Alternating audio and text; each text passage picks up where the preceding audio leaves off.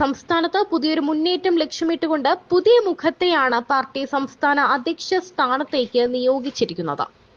ലോക്സഭാ തെരഞ്ഞെടുപ്പിൽ തിരുവനന്തപുരത്ത് നടത്തിയ മികച്ച പ്രകടനവും യുവാക്കളെ പാർട്ടിയിലേക്ക് ആകർഷിക്കുക എന്ന ദൗത്യവും മുൻനിർത്തിയാണ് മാറുന്ന കാലത്തെ വികസനത്തിന്റെ മുഖമായി രാജീവ് ചന്ദ്രശേഖറിനെ ബിജെപി കേന്ദ്ര നേതൃത്വം അവതരിപ്പിക്കുന്നത്.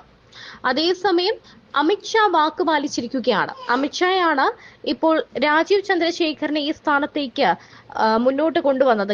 അമിത്ഷായുടെ ഒരു തീരുമാനപ്രകാരമാണ് ഈ ഒരു അധ്യക്ഷ സ്ഥാനം ഏറ്റെടുക്കാൻ അദ്ദേഹം തയ്യാറായത്. അപ്പോൾ ശോഭാ സുരേന്ദ്രന് എന്തായിരിക്കും ഇനി കേന്ദ്രം നൽകാൻ പോകുന്ന സ്ഥാനം എന്നാണ് എല്ലാവരുടെയും ചോദ്യം.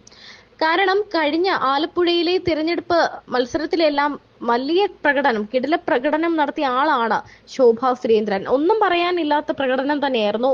നരേന്ദ്രമോദി പോലും അഭിനന്ദിച്ചു. കാരണം ഒരു നാരീ ശക്തിയാണ്, ഒരു സ്ത്രീയാണ് ഇങ്ങനെ, അതും ഈ ഒരു BJPക്ക് അനുഭാവമില്ലാത്ത ഒരു സ്ഥലത്ത് ചെന്ന് അവിടുത്തെ വോട്ടർമാരെ സ്ത്രീകളെ കയ്യിലെടുത്തു.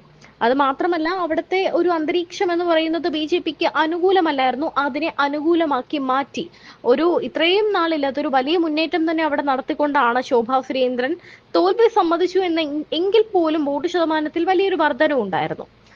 അങ്ങനെ കേന്ദ്രമന്ത്രി സഭയിൽ ഇപ്പോൾ വനിതാ ശിശു സേവന സഹമന്ത്രിയാക്കാൻ ഒരുങ്ങുകയാണ് ശോഭാ സുരേന്ദ്രനെ എന്നാണ് റിപ്പോർട്ടുകൾ വരുന്നത്.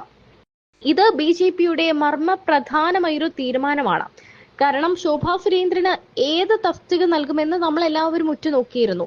സംസ്ഥാന അധ്യക്ഷ സ്ഥാനം അല്ലെങ്കിൽ കേന്ദ്രത്തിൽ ഒരു പദവി എന്ന് തന്നെയായിരുന്നു കണക്കുകൂട്ടൽ. ഇപ്പോൾ അതുപോലെ തന്നെയാണ് നടക്കാൻ പോകുന്നത്. ഇപ്പോൾ രാജീവ് ചന്ദ്രശേഖർ എന്ന ഒരു പേരിലേക്ക് തീരുമാനം എത്തിയത് ഡൽഹിയിൽ കേന്ദ്ര നിരീക്ഷകൻ പ്രഹ്ലാദ് ജോഷിയുടെ അധ്യക്ഷതയിൽ ചേർന്ന ഉന്നതതല യോഗത്തിലാണ്.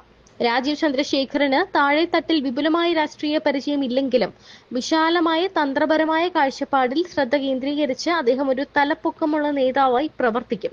ദൈനംദിന പ്രവർത്തനങ്ങൾ കൈകാര്യം ചെയ്യാനായി ഒരു സംഘടനാ സെക്രട്ടറിയെ നിയോഗിച്ചേക്കും. RSSൽ നിന്നുള്ള ജയകുമാറാണ് ഈ സ്ഥാനത്തേക്ക് ഏറ്റവും കൂടുതൽ സാധ്യതയുള്ളത് എന്നാണ് റിപ്പോർട്ടുകൾ വരുന്നത്.